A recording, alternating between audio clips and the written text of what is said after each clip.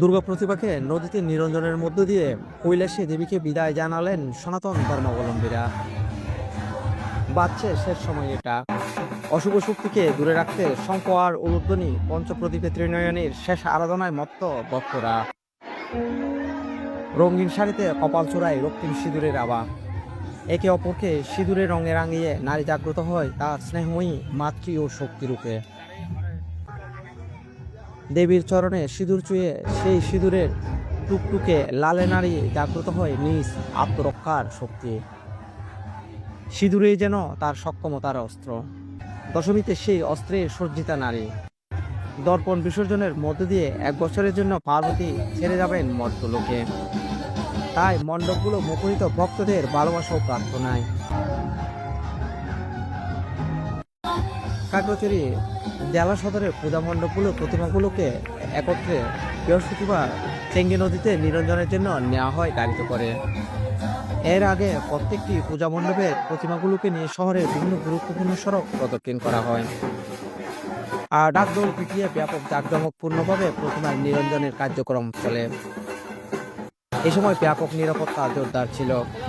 শ্রী শ্রী লক্ষ্মীনারায়ণ মন্দির, শান্তিনগর গীতাশ্রম মন্দির, জগন্নাথ মন্দির, খাগড়াপুর, ঠাকুরচড়া, গঞ্জপাড়া সহ সবগুলো মন্দিরের পৌর শহরের সবগুলো মন্দিরের প্রতিমাগুলোকে একত্র করে চেঙ্গি নদীতে বিসর্জনের জন্য নেওয়া হয়েছে।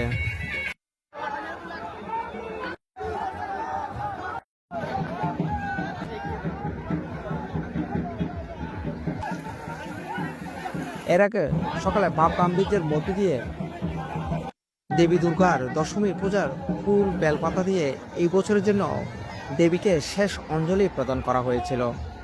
বিদায় বেলায় মা দুর্গার কাছে ভক্তরা প্রার্থনা করেছিলেন সকল প্রকার অশুভ শক্তিকে বিনাশ করে আগামীতে সুখের বার্তা নিয়ে আসার প্রত্যাশা ভক্তদের। মায়ের কাছে প্রার্থনা করলাম দেশবাসী সবাই যেন ভালো থাকে, সবার মঙ্গল হয়, সবাই যেন ভালো থাকে, এটাই আমি মায়ের কাছে প্রার্থনা করলাম। মায়ের কাছে প্রার্থনা করেছি যে আমরা যেন সারাটি বছর ভালোভাবে কাটাতে পারি এবং আজকে আমরা খুব মজা করব। আমাদের দশমী আজ প্রতিমা নিরঞ্জনের সময় প্রায় কাছে চলে এসেছে। কিছুক্ষণ পর আমরা মাকে বিসর্জন দিব। আমরা বর্ণাঢ্য র্যালি নিয়ে শাপলা চত্বর ঘুরে বিসর্জন দিব মাকে। মাকে অঞ্জলি প্রদানের মাধ্যমে এরপরে আমাদের 3 দিন ব্যাপী যে প্রতিযোগিতা হয়েছে সেই প্রতিযোগিতাগুলোর আমরা পুরস্কার বিতরণ করেছি। এখন আমাদের বিজয় কনসার্ট চলছে। একটু পরে আমরা বর্ণাঢ্য র্যালি সহকারে মাকে নিরঞ্জনের উদ্দেশ্যে নিয়ে যাব। আমরা